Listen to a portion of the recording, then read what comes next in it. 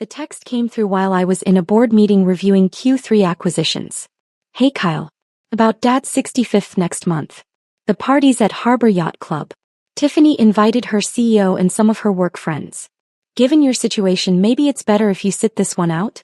Your job title would be awkward in the photos. You understand. I stared at the message from my older brother Derek for a long moment. Around the conference table, my executive team was waiting for my response to the CFO's presentation, but I'd gone silent. Kyle. Sarah Chin, our chief strategy officer, looked concerned. Everything okay? Fine, I said, setting my phone face down. Sorry. Continue. But I wasn't fine. I was thinking about my job title and how it would supposedly embarrass my family at my own father's birthday party. After the meeting, I sat alone in my corner office. 32nd floor, panoramic water views, custom Italian furniture, and reread Derek's message. My situation. My job title. I was a janitor. That's what my family thought anyway. Specifically, I was part of a commercial cleaning crew that worked nights at office buildings. It was honest work and I'd never been ashamed of it, but my family had been mortified for the past 7 years. What they didn't know was that I owned the cleaning company. All 17 branches across 3 states. And the property management firm that operated 42 commercial buildings. And the real estate investment portfolio worth $340 million. But sure, my job title would be embarrassing. I typed back, okay. That was it. Just okay. Let Derek think he'd solved his problem. My phone buzzed immediately. Thanks for understanding. We'll celebrate with you some other time. Right. Some other time. Like the last 3 other times they'd scheduled then cancelled. I pulled up my calendar. Dad's birthday was May 18th, 3 weeks away. That same morning I had a meeting I'd scheduled months ago. A casual brunch at my waterfront estate with Rebecca Martinez, the CEO of Martinez Digital Solutions, one of the fastest growing tech firms in the region. Rebecca and I had met at a charity auction 2 years ago. She'd been impressed that someone in property management, my polite euphemism, had bid $150,000 on a fundraiser package. We'd stayed in touch, became friends, and now I was considering investing $25 million in her company's Series C round. The brunch was meant to be informal, just Rebecca, her husband, and a +1 she'd mentioned. She wanted to show her team that investors were real people, not just names on term sheets. I looked at Derek's text again, then at my calendar. Then I smiled. My family's misunderstanding had started 7 years ago when I was 25. I'd been working for a commercial cleaning company called Spark Clean, doing exactly what my family thought. Mopping floors, emptying trash, cleaning offices after hours. The pay was terrible, the hours were brutal, but I'd needed a job and they'd hired me immediately. What I'd noticed, though, was how badly the company was run. Inefficient routes, outdated equipment, high employee turnover, and customers who were routinely overcharged for substandard service. The owner, a guy named Frank, was coasting on contracts he'd signed a decade ago and didn't care that he was losing clients left and right. I'd started making suggestions. Better scheduling software. Investment in modern equipment. Employee retention programs. Frank had ignored every single one. So I'd started my own company. Took me 2 years working double shifts and saving every penny. I took business classes at night, studied operations management, learned everything I could about scaling service businesses. When I finally had enough capital, I bought 3 industrial-grade cleaning machines, hired 2 employees, and started bidding on small contracts. My family's reaction had been, not supportive. You're still cleaning toilets, Derek had said. Just now you're responsible when something goes wrong. It's honest work, I'd replied. It's embarrassing, my mother had corrected. Derek has his MBA. He's in finance. What do we tell people you do? Tell them I own a business. A cleaning business, she'd said like the words tasted bad. But I kept going. Within a year I had 12 employees and contracts with 8 office buildings. Within 2 years I'd bought out Frank's company when he finally retired. He'd run it so far into the ground that I got it for $200,000, including all his existing contracts and equipment. Within 3 years I had 50 employees and had expanded into property management. If I was already in these buildings every night, why not manage them too? Within 5 years I'd started buying the buildings themselves. Small commercial properties at first, then larger ones. My cleaning company gave me inside knowledge of which properties were well maintained and which owners were struggling. I could make offers before buildings even hit the market. By year 7. Now, I owned Clean Core Solutions 17 branches, 340 employees, core property management 42 buildings, and a real estate investment portfolio that I'd been systematically building property by property. My personal net worth, according to my last financial review, $340 million. My family's understanding of my career. He cleans offices. I tried to explain, especially in the early years. But every conversation went the same way. It's still just cleaning, my mother would say. He's not a doctor or a lawyer, my father would add, disappointment thick in his voice. Derek, with his finance MBA and his job as a mid-level investment analyst at a regional firm, was the golden child. Never mind that his salary was $120,000 a year and he'd complained about money constantly. He had the right kind of job. So I'd stopped trying to explain. I let them think what they wanted. It was easier than fighting for respect I shouldn't have had to earn. But apparently 7 years later I was still too embarrassing for family photos. The morning of May 18th was perfect. Clear skies, light breeze, temperature in the low 70s. My estate sat on 3 acres of waterfront property, with a main house, guest house, and a boat dock where my 40-foot yacht was moored. I'd bought the property 2 years ago for $8.5 million. The house had been a wreck. The previous owner had let it deteriorate badly, but I'd renovated it myself, or rather, overseen every detail of the renovation. When you own property management companies, you learned which contractors were actually worth their rates. Now it was stunning. Modern but warm floor-to-ceiling windows overlooking the water, chef's kitchen, infinity pool, landscaped gardens. I'd hosted exactly 3 events here. I wasn't much for entertaining, but today felt right. Rebecca was due at 11. I'd arranged for catering, nothing ostentatious, just excellent food, and had the terrace set up for dining with a view of the water. At 10:47 my phone buzzed. Rebecca, running 3 minutes late. Traffic at the bridge. My +1 is very excited to meet you. I smiled and replied, no problem. See you soon. At 10:53 I heard cars in the driveway. I walked to the front entrance and opened the door. Rebecca was getting out of a Tesla, looking professional casual in slacks and a blazer. Her husband, Michael, emerged from the passenger side. And from the back seat came a woman I recognized immediately. Tiffany. My brother's wife. She looked up at the house, my house, with wide eyes, clearly impressed. Then she turned toward the door, saw me standing there, and froze completely. Kyle. Her voice came out as barely a whisper. Hey, Tiffany. Kept my tone friendly, neutral. Welcome. Rebecca looked between us, confused. You two know each other? He's my brother-in-law, Tiffany said slowly, still staring at me like I'd materialized from thin air. Derek's brother. But I don't. This is. She looked back at the house, at the circular driveway with the fountain, at the pristine landscaping. You live here? I do, I said. Come in. Brunch is almost ready. Rebecca was putting pieces together. Wait. Kyle, you said you had family in the area but you didn't mention. She looked at Tiffany. This is so random. What are the odds? Yeah, Tiffany said faintly. What are the odds?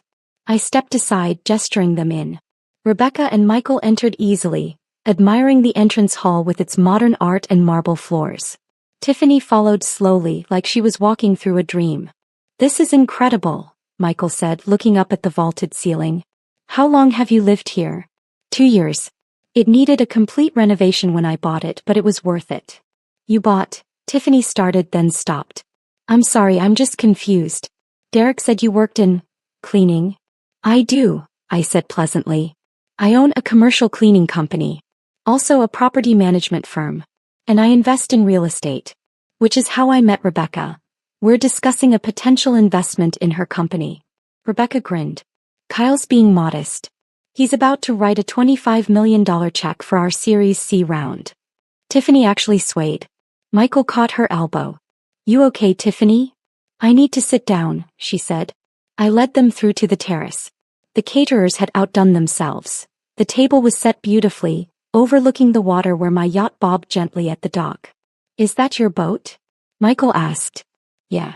Nothing too crazy, just a 40-footer. Good for weekend trips. Just a 40-footer, Rebecca laughed. Kyle, stop being humble. That thing cost more than most houses. Tiffany sank into a chair and pulled out her phone. Her fingers were shaking as she typed something. I could guess who she was texting. Brunch was delicious, but I barely tasted it.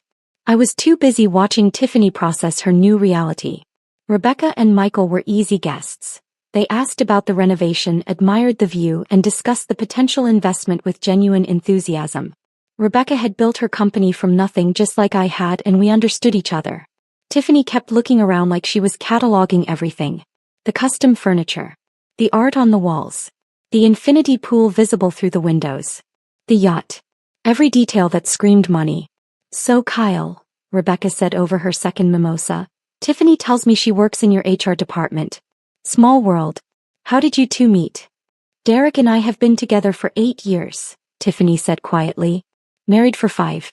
But Kyle and I have barely spoken. Family gatherings were always brief. Busy schedules, I said diplomatically. Right, Tiffany said. Busy schedules. Her phone buzzed. She glanced at it and her face went pale. Everything okay? Rebecca asked. Fine.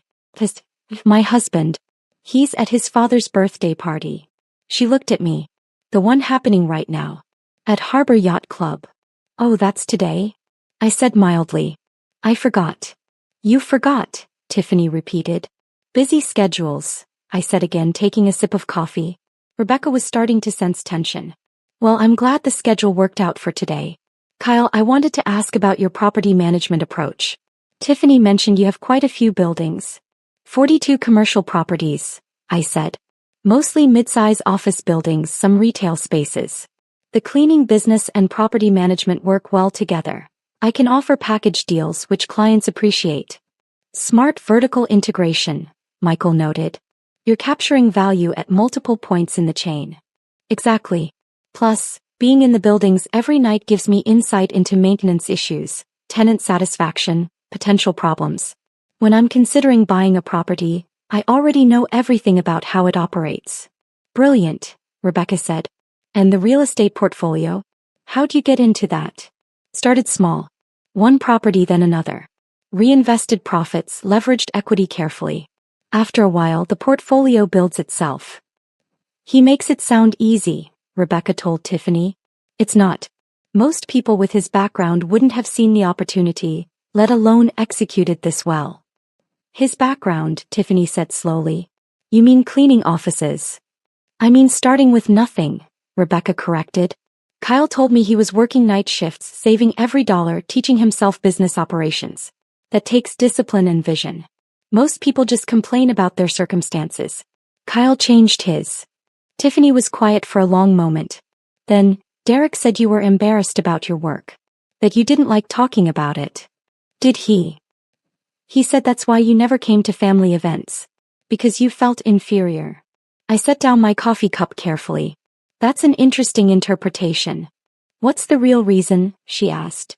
Rebecca and Michael had gone very still, sensing this was bigger than they'd realized.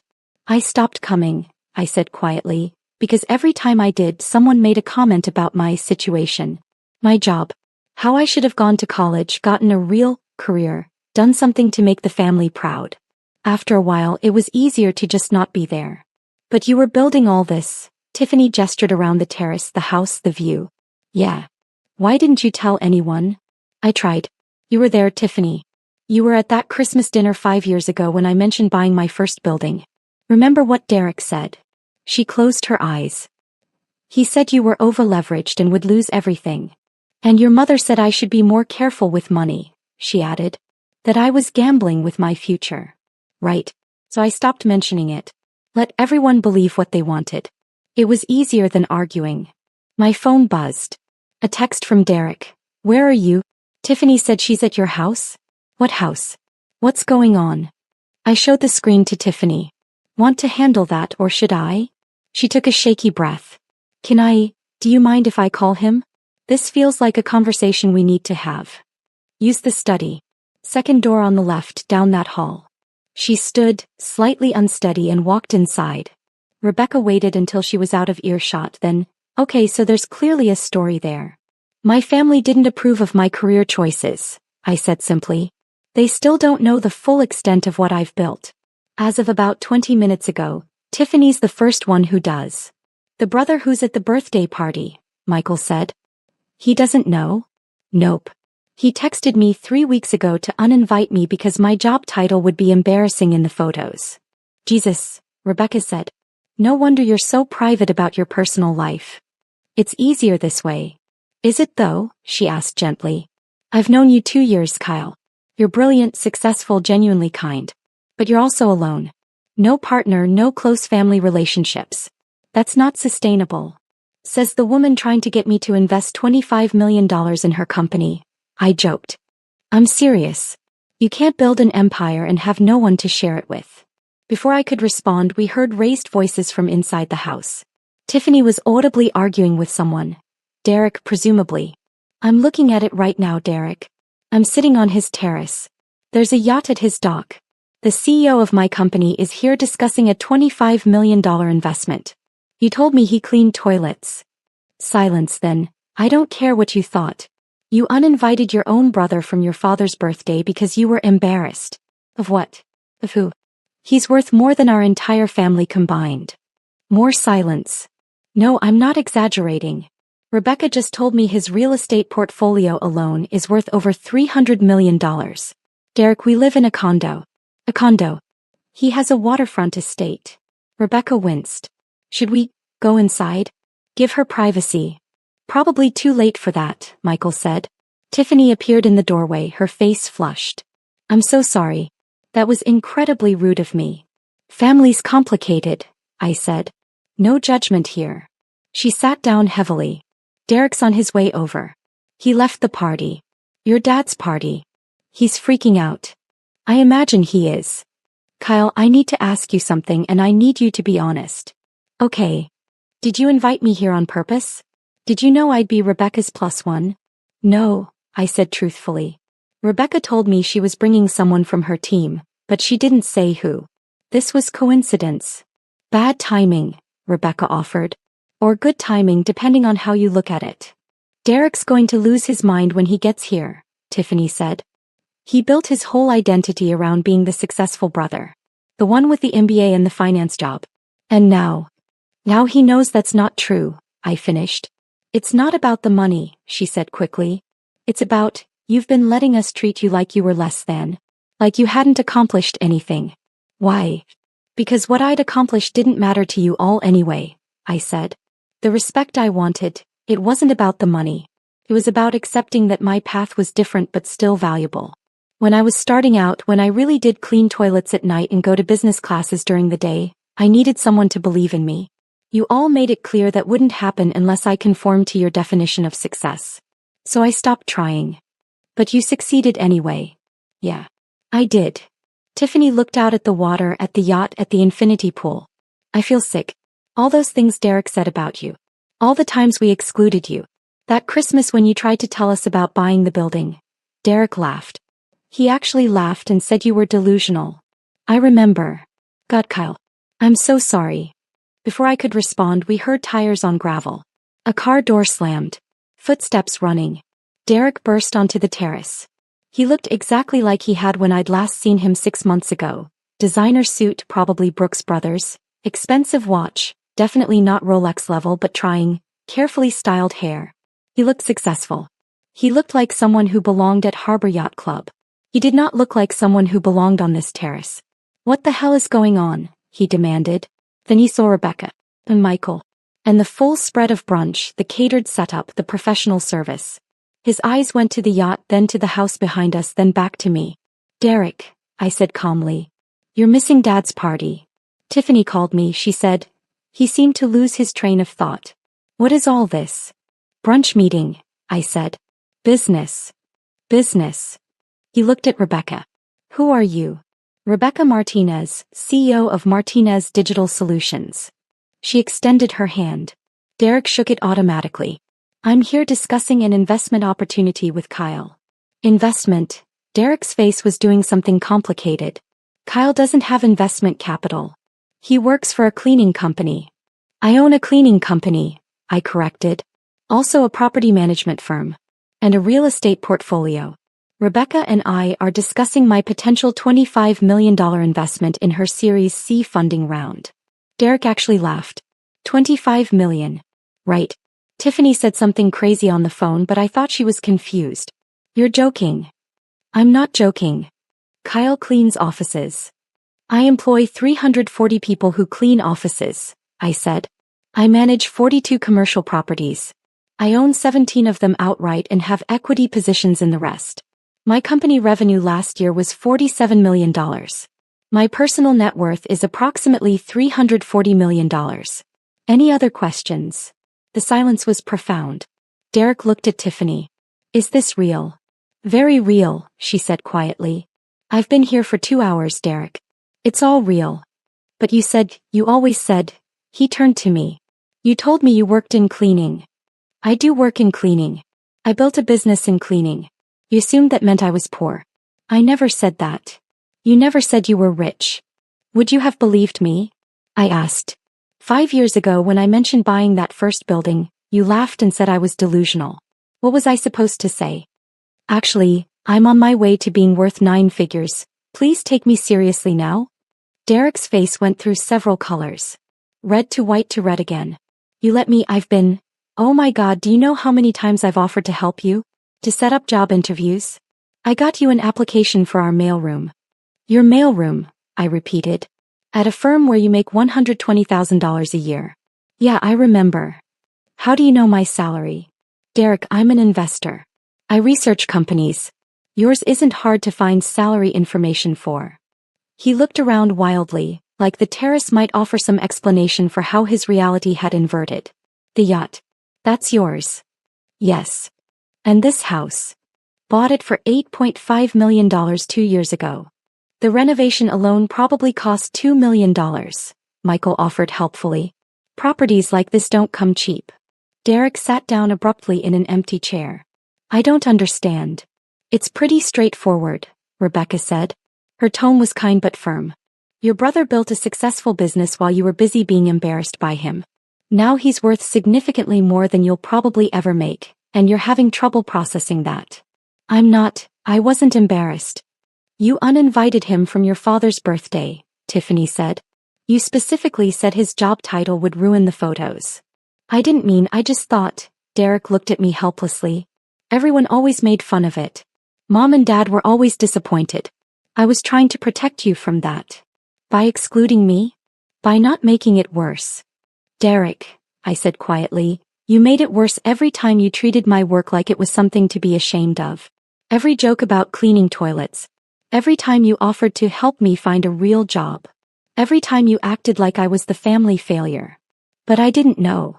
You didn't know because you never asked. You assumed. You all assumed. Rebecca stood. Michael and I should go. Give you two some privacy. You don't have to, I started. We do, she said firmly. She squeezed my shoulder. I'll email you the updated investment terms tomorrow.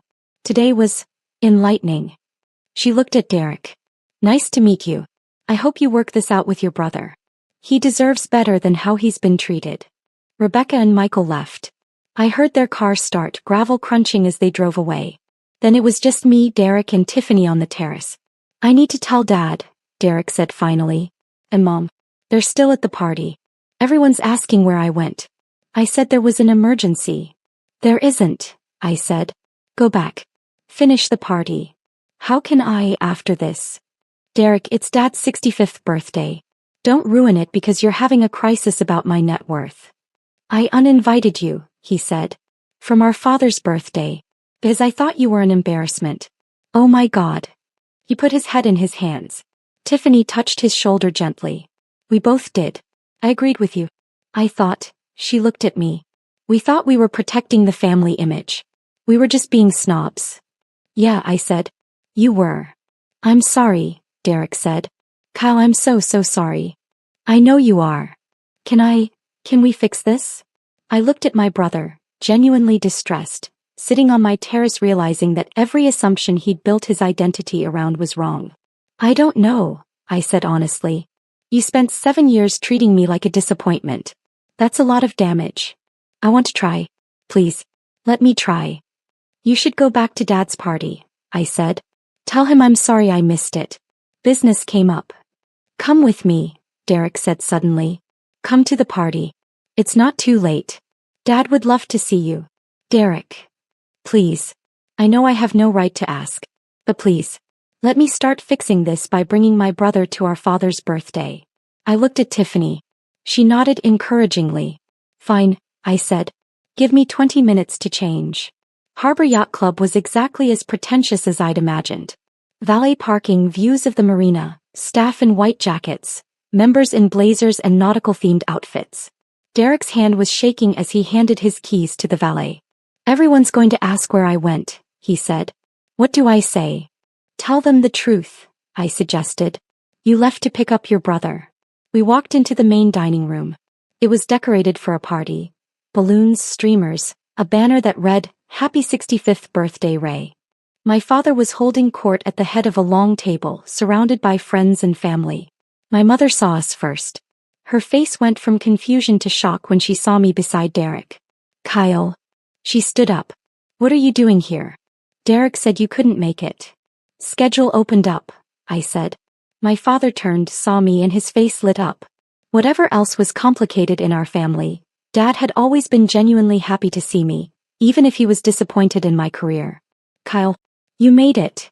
He came over and pulled me into a hug. I'm so glad you're here, son. Happy birthday, Dad. But I thought, Derek said. Change of plans, Derek interrupted. I went to pick him up. From his house. Your apartment, you mean? Mom said. His house, Derek repeated. His waterfront estate with the yacht. Kyle, show them a picture. Derek, I started. No more hiding. Derek pulled out his phone, found a photo he'd apparently taken of my house from the driveway and showed it to our parents. The reaction was gratifying in a petty way I wasn't proud of. Mom's mouth fell open. Dad squinted at the screen like it might be fake. That can't be, Mom looked at me. Kyle, where did you get that kind of money? I built a business, I said. Over 7 years. I tried to tell you, but no one wanted to listen. The nearby tables were starting to pay attention. I could feel eyes turning our direction. What business? Dad asked. Commercial cleaning. Property management. Real estate investment. My company did $47 million in revenue last year. Someone at the next table gasped. Word was spreading. 47 million, my mother repeated faintly. And his personal net worth is about $340 million, Derek added. The house alone cost $8.5 million. Plus renovations. Derek, you don't need to, I said. Yes, I do. Because I'm the one who told you not to come today. I said your job title would be embarrassing. I was wrong. I was incredibly, stupidly wrong. The entire dining room had gone quiet now. Everyone was watching our family drama unfold.